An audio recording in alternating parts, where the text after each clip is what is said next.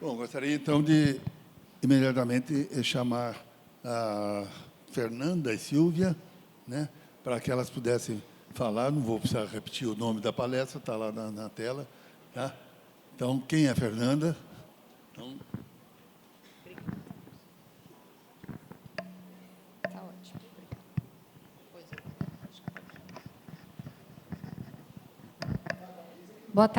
Boa tarde a todos. É um prazer estar aqui com vocês, poder compartilhar um pouquinho da nossa história. Agradeço o Dirceu aí pelo convite. E gostaria de parabenizar também esse trabalho dessa semana aí de muito aprendizado, muito conhecimento. Bom, nós viemos falar para vocês um pouquinho sobre a Cocamar e a Copsole. Nossa história é um pouco parecida aí com a Cooper Citrus e a Coperfan, né? Então, para a gente entender um pouquinho, eu vou começar apresentando para vocês quem é a Cocamar, para que vocês possam conhecer um pouquinho dessa história. Então, a Cocamar ela é uma cooperativa que esse ano completou 61 anos de existência. Nós atuamos no estado do Paraná, Mato Grosso do Sul, Goiás e São Paulo. O nosso carro-chefe aí são os grãos, então soja, milho, trigo, café e laranja. Então, essa é a nossa área de atuação. A Cocamar hoje ela conta com 115 unidades, 11 lojas da concessionária John Deere. Então, nós temos uma concessionária John Deere, a Cocamar Máquinas, e nós estamos presentes em 90 municípios dentro desses 5 estados. Tá? E mais as 11 unidades no Paraná da nossa concessionária Cocamar Máquinas, que tem 8 lojas, com todo o serviço de vendas e pós-vendas, e, enfim, manutenção, e 3 lojas express. Um pouquinho falando em números. Então, a Cocamar está em 90 municípios. Nós atendemos mais de 50 mil produtores, sendo que destes, mais de 19 mil são cooperados. Né? A cooperativa tem 19 mil cooperados. Nós recebemos, em média, 4 milhões de toneladas de grãos por ano.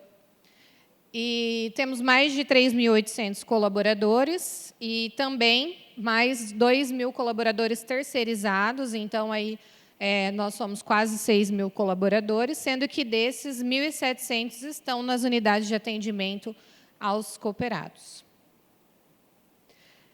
Falando um pouquinho de faturamento, né, de números e representatividade, então, a Cocamar, no ano de 2023, faturou 13 bilhões. Tá? Vem crescendo aí consideravelmente. A gente, historicamente, desde o ano de 1995, a Cocamar ela dobra de tamanho a cada 5 anos. Hoje, 64% do nosso faturamento é relacionado a grãos, 25% a insumos, 8% dos produtos de varejo, produtos industrializados, e 3% de outros negócios. Quais são esses outros negócios? Então, hoje a Cocamar ela tem um grande parque industrial em Maringá. Nós temos a extração de óleos e farelos, refinaria de óleos, onde a gente chega também com óleo no varejo, indústria de fios têxteis, indústrias de bebida à base de soja e néctar, indústria de maionese e molhos, torrefadora de café. Nós temos também uma unidade de cogeração de energia dentro do complexo industrial, indústria de ração, fábrica de suplementos minerais, misturador de resíduos vegetais, envase de álcool, usina de preservação de madeira, moinho de trigo. Nós temos a unidade de beneficiamento de sementes, indústria de fertilizantes foliares e a usina de biodiesel. Esses são os produtos, então, que a gente comercializa. E a Cocamar também tem algumas outras empresas controladas, como a Cocamar Máquinas, a Transcocamar, os postos de combustíveis e TRR. Tá? Então, um pouquinho da história. Então, nesse tamanho, né, nessa diversificação de negócios, a Cocamar tem os seus produtores de laranja, temos os citricultores, que buscavam algumas oportunidades. Né? Então, surgiu a oportunidade para esses produtores da comercialização do suco Fairtrade em parceria com uma indústria. Até o ano de 2012, a Cocamar tinha uma indústria própria, que foi adquirida pela Dreyfus. Os produtores, então, buscavam esse mercado e também uma complementação de renda. Então, eu acredito que esse prêmio, a diferenciação do Fairtrade, é algo que ajuda muito o pequeno produtor. Então, a Cocamar, em 2012, conquista esse selo Fairtrade com seus produtores, para levar para esse produtor a produção sustentável, né, e ele ganha com isso o complemento, ele consegue investimentos através dos recursos do prêmio. Em 2015, a Cocamar tinha 300 citricultores. E, em 2017, a Cocamar, com mais de 14 mil cooperados, perde a certificação Fairtrade, porque ela não conseguiu se enquadrar na maioria de pequenos produtores, que é um dos requisitos da certificação. O prêmio deveria ser dividido entre todos os produtores, então, imagina, né, a gente está comercializando ali a produção de 300 citricultores, teria que dividir com 14 mil produtores, então, é economicamente inviável também.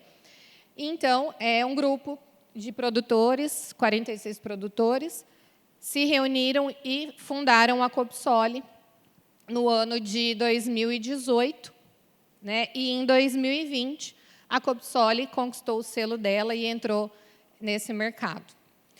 Então, agora eu convido a Silvia, que é a nossa gerente de operações da Copsole, que vai contar um pouquinho para vocês de como que funciona esse trabalho da Copsole com os produtores.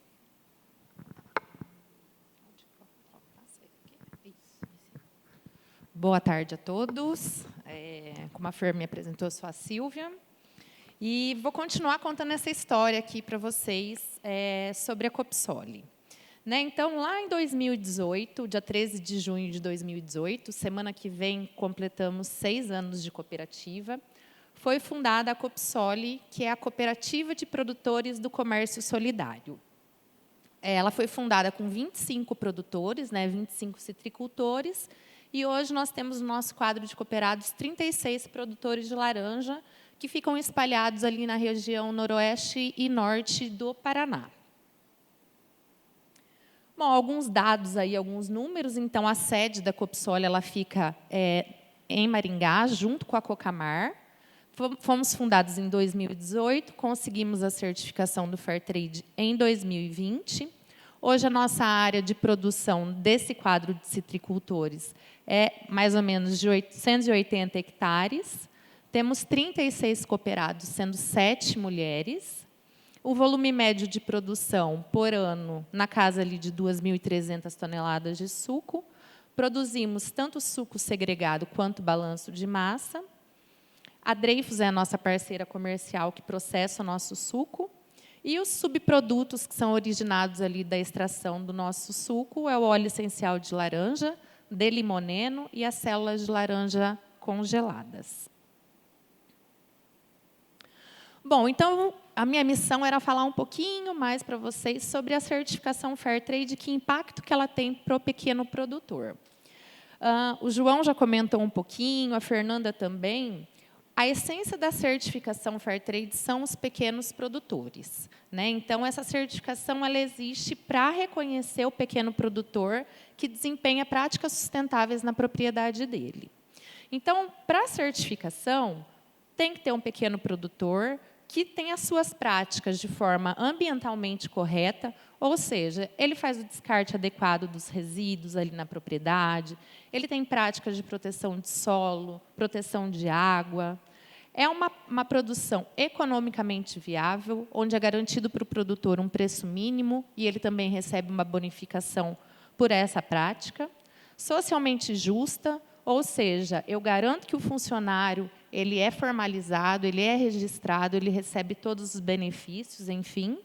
Então, ela é justa com toda a cadeia de produção e isso acaba gerando uma produção de laranja sustentável na cadeia como um todo. Bom, a certificação ela é baseada em 4 pilares, basicamente, onde a gente tem os requisitos gerais, a parte de comércio, produção e negócios de desenvolvimento. Então, quando a gente fala ali em requisitos gerais, eu vou olhar o processo de certificação e escopo. E é aqui que eu garanto que o produtor que faz parte da cooperativa é um pequeno produtor. né? Para a certificação do Fairtrade, pequeno produtor é aquele que tem até 4 módulos fiscais, então mais ou menos uns 80 hectares ali na região de Maringá. Ele só pode ter 2 trabalhadores permanentes registrados lá na propriedade dele, e a principal atividade e a principal renda dele deve ser proveniente da agricultura, especificamente da parte dos citros. Quando a gente fala em comércio, eu vou analisar ali efetivamente as modalidades de comércio que esse produtor pode vender essa laranja e o suco dele. Nós temos, então, o grande benefício para o produtor, para o cooperado, a garantia de um preço mínimo, né, que são $2.300 por tonelada, ou o preço de mercado, o que for maior.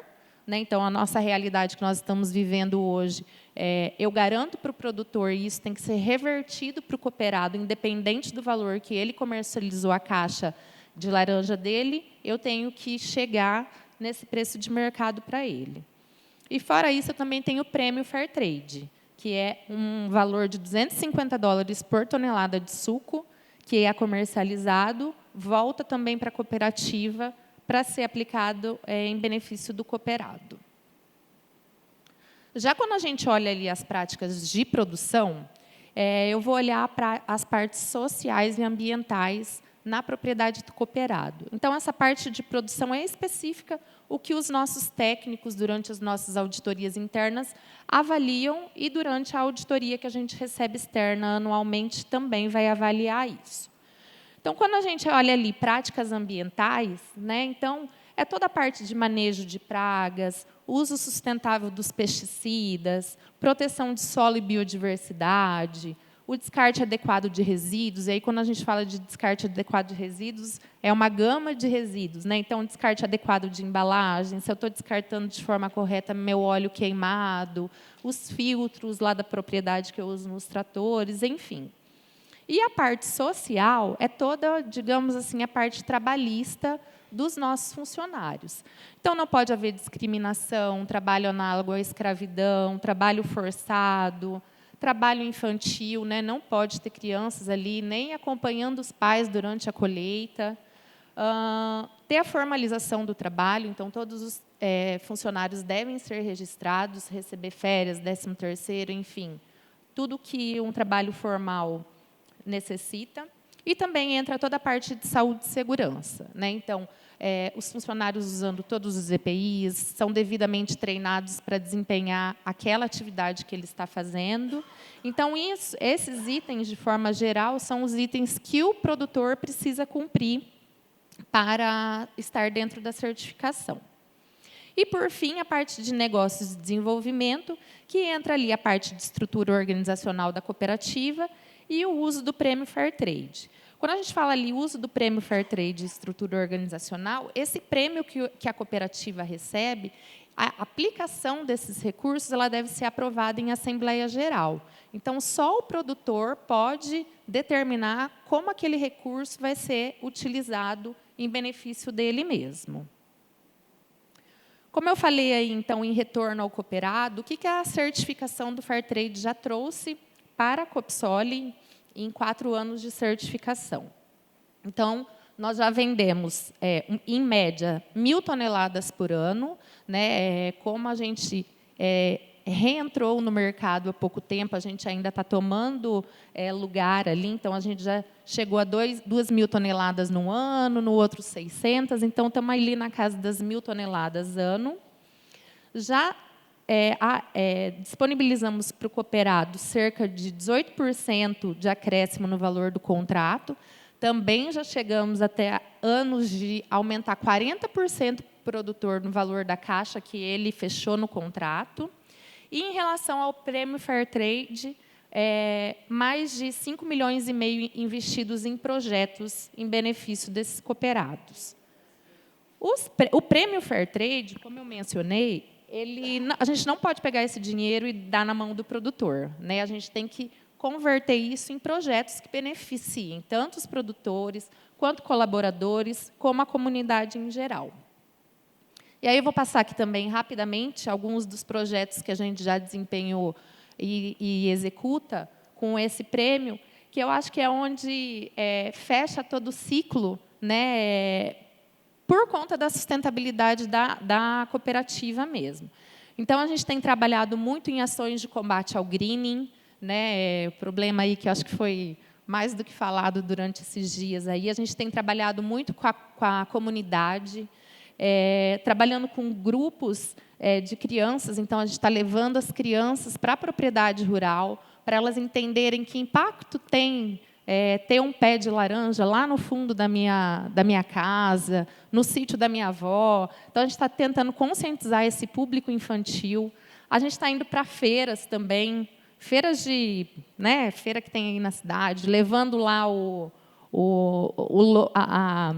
inflável ali da laranjinha com a carinha triste, mostrando para a comunidade mesmo o impacto que isso tem no dia a dia e na citricultura em geral. Também a gente está montando grupos regionais ali na região de Paranavaí, com as prefeituras, com os órgãos públicos, para nos ajudar com essa questão da erradicação dessas plantas e a parte de assistência técnica também. A adequação dos pontos de abastecimento de diesel, né, então, lá nas propriedades, para eles terem um atendimento ali das legislações da NR31, garantindo aí uma segurança para o operador e a proteção do meio ambiente, né, no caso ali de vazamentos, eu ter garantia que não vai prejudicar o solo e nem a água. A produção e soltura de tamaríxeas, né, então a gente fomenta a produção dessas vespas em forma de controle biológico. A gente tem uma parceria com o IDR, lá no Paraná, que é o Instituto de Desenvolvimento Rural, a Copsol e outras 3 empresas, né, e só no ano de 2023 nós soltamos mais de 2.300.000 vespas ali na região para fazer o parasitismo do psilídeo. O projeto Florada Consciente, também é um projeto muito ligado à parte de sustentabilidade, onde a gente fomenta, nos momentos de florada, que os apicultores da região coloquem suas caixas de laranja nos pomares, para melhorar a florada, né, o pegamento da florada, e também eles têm a oportunidade de produzir um mel de flor de laranjeira, que é um dos melhores méis que tem, né? Então, é uma oportunidade também. A gente capacitou os nossos citricultores da Copsol para eles terem também as caixas de abelha nas propriedades dele e produzirem esse mel como uma segunda fonte de renda. E também, nesse período, a gente incentivou muito a utilização de produtos biológicos para não acabar matando essas abelhas e causando aí um problema oposto do que a gente fomenta, né? E também, nesse modelo, a gente fomentava que as aplicações elas fossem crepusculares, né? Então, sempre acontecessem ali no final da tarde, que já é o momento que as abelhas voltavam para as caixas, para não correr o risco também de matar essas abelhas. O projeto Além do Suco, né? Então, é um projeto voltado ao empoderamento feminino, onde a gente trabalha com cooperadas, filhas e esposas dos cooperados, voltada ali para 2 vertentes, né? A gente trabalha na parte de oficinas técnicas para que elas possam ter uma diversificação da renda e também a capacitação da gestão rural, né? Então, hoje a gente vê ainda as mulheres um pouco afastadas da parte de gestão. Esse ano a gente está com um projeto bem bacana, que chama Elas na Gestão, onde nós vamos capacitar as cooperadas, enfim, todo esse público, para estar mais de perto ali na gestão tanto da propriedade quanto na gestão da cooperativa. E outro viés que a gente trabalha nesse projeto é a sucessão familiar. Porque quando a gente fala em sucessão familiar, a gente fala muito em sucessão para filhos, né? E a gente, às vezes, acaba esquecendo que, às vezes, o provedor, o homem, acaba, infelizmente, morrendo e, às vezes, a mulher não sabe como tocar a propriedade. Nós temos vários exemplos, até na citricultura, e a mulher não sabia o que fazer com a propriedade, né? E agora? Para onde eu vou? O que eu vou fazer? Então, a gente quer capacitar a mulher também para que ela esteja a par e consiga desempenhar suas atividades ali junto com o marido. A parte de assistência técnica, treinamentos e consultorias. Então, como o João falou, a gente precisa estar muito perto do cooperado, né? fazendo treinamento da parte de nutrição, manejo de pragas, diversificação de renda, aplicação de defensivo, boas práticas na colheita. Esses são alguns dos vários treinamentos que a gente faz. Também a aplicação de calcário, né? A gente disponibilizou para o cooperado esse ano e ano passado calcário. Também fazemos coleta e análise de solo e folhas. E aí, rapidamente, alguns desafios do pequeno citricultor lá na nossa região. Né? Como a gente falou ali, o greening, né? Está mais que marcado aí. Então, nós estamos também lá no Paraná com alto índice de contaminação dos pomares. E aí a cooperativa vem apoiando esse pequeno produtor, né, com a parceria com o Fundecitrus, com a parte de capacitação e incentivo a estudos, a parte de controle biológico, como eu comentei lá atrás, a produção de tamarix, a criação de grupos regionais, ações com a comunidade. Outro grande desafio que nós temos, por serem pequenos produtores, é em relação à mão de obra na colheita. Né? Então, a gente tem bastante dificuldade de ter essa mão de obra formalizada. Às vezes, o produtor tem a primeira variedade e a terceira variedade. Né? Como é que ele vai contratar uma turma? E, nesse período que ele não está colhendo, o que ele vai fazer com esse pessoal? Né? Então, também tem isso. Temos também a questão dos benefícios do governo, que o pessoal não quer ser registrado. Né? Então, temos mais isso para complicar a nossa situação. E aí a gente entra ali para o produtor com capacitação, palestra de direitos e deveres do cooperado e do funcionário, treinamentos de pré-colheita. Nós ajudamos os cooperados na gestão dos documentos, né, da parte da formalização, fazemos auditorias internas para ajudá-los, indicamos turmas que são formalizadas, estão corretas. Também a parte de assistência técnica, que às vezes não chega muito no pequeno produtor. Nós temos uma equipe capacitada, que faz consultoria, que ajuda o produtor. Fazemos consultoria em nutrição. E a parte de sucessão familiar, que eu acho que é um problema sério, não só do pequeno, mas do grande também. Né? Então, a gente faz capacitação, fomenta a participação dos jovens e das mulheres nos projetos que a gente desempenha na cooperativa. E aí a Fernanda vai terminar aqui, né, nosso último slide, só para falar um pouquinho de como funciona a parceria entre a Cocamar e a Copsoli. Obrigada, Silvia. Bom, e aí fica a dúvida, né? Como que funciona isso na prática? A Copsoli, ela nasceu dentro da Cocamar, mas ela é uma cooperativa independente. Então, como que funciona essa parceria hoje? A Cocamar ela ajuda a Copsoli no fornecimento de assistência técnica. Então, a Cocamar ela tem um corpo de engenheiros agrônomos, de profissionais e técnicos que fazem todo o trabalho com a Cocamar e também com a Copsoli, além de técnicos exclusivos da Copsoli. A gestão da colheita também, então, ela é organizada e planejada entre as duas cooperativas. Então, quando abre a indústria, a Cocamar ela trabalha com essa parte da logística da entrega da fruta. O relacionamento com o cooperado, então, todo o trabalho que a Cocamar ela faz com os programas de desenvolvimento dos cooperados, a Copsoli participa também.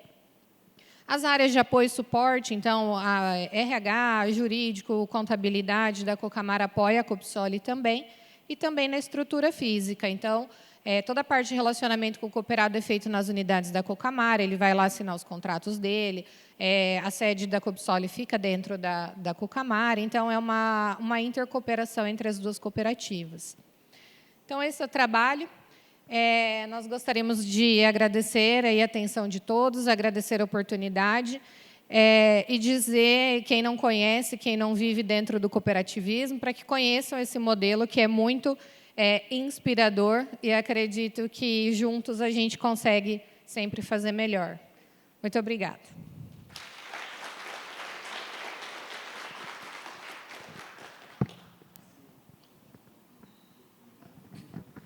Agradecemos a eficiência feminina, que ganhou 5 minutos. Então, a gente tem tempo para fazer algumas perguntas, não só uma, se nós formos breves. Então, vocês verem que a eficiência feminina foi até melhor, porque acabou não precisando de... Foi tão eficiente, foi tão boa, que não precisou, que ninguém precisa fazer pergunta. Opa! Oi, tudo bem?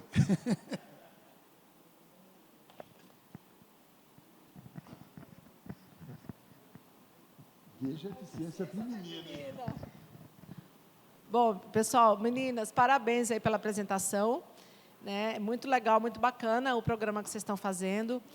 Dentro de vários tópicos que vocês apresentaram, um me chamou a atenção, e se você pudesse falar um pouquinho que tipo de trabalho vocês estão fazendo, que é a questão da sucessão familiar. Isso é um tema que a gente tem discutido muito aqui também, né? Dentro da Secretaria de Agricultura aqui de São Paulo. A gente já fez até alguns fóruns de discussão, trazendo pais e filhos, questões que foram bem-sucedidas, alguns que não foram. Né? E a gente vê que a porcentagem, a gente tem aqui um número de praticamente 30, até 3 gerações que aí perde, né? Que acaba saindo da família. Enfim, se puder comentar um pouco sobre isso, agradeço.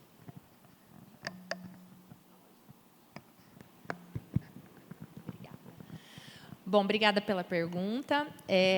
Nós, especificamente na Copsol, a gente tem aquele projeto que é o Além do Suco, que a gente está trabalhando bem direcionado para a parte de mulheres, né? Então, toda a parte de capacitação e tentando levar uma segunda fonte de renda para essas mulheres. Quando a gente olha a Cocamar, a gente tem grupos, né? Então, nós temos Mulher Mais Agro e o Jovem Mais Agro, onde a gente, principalmente no Jovem Mais Agro, a gente está trazendo eles para dentro da cooperativa para ele conhecer tudo. Né? Então, a gente tem capacitação na área de tudo que você imagina ali, na parte de irrigação, na parte de agricultura de precisão. Então, a gente está tentando trazer o jovem para dentro da cooperativa, porque o que a gente vê? Que muitos dos nossos cooperados não estão mais levando o filho para a propriedade. Né? Então, acabou distanciando um pouco. E a grande reclamação que a gente tem hoje dos produtores é que os filhos não querem mais saber. Né? Então, é essa grande dificuldade. Então, a gente tem esses 2 grandes projetos, que depois eles são desmembrados com várias atividades, que é o Mulher Mais Agro e o Jovem Mais Agro. Fer, você lembra de mais alguma coisa? Mas pega meu contato, eu te coloco em contato com a pessoa responsável por esses projetos, e aí vocês, né, fiquem à vontade aí para conversar e entender como que acontece, né, o fomento para trazer esses jovens também. Não está sendo fácil, né? Eles começam a participar e logo param também, então tem essa dificuldade também.